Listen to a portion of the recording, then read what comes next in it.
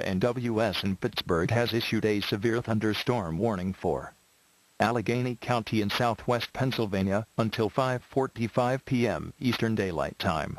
At 4:41 p.m. Eastern Daylight Time, NWS Doppler radar indicated a severe thunderstorm. The storm was located near Oakdale, moving east at 35 miles per hour.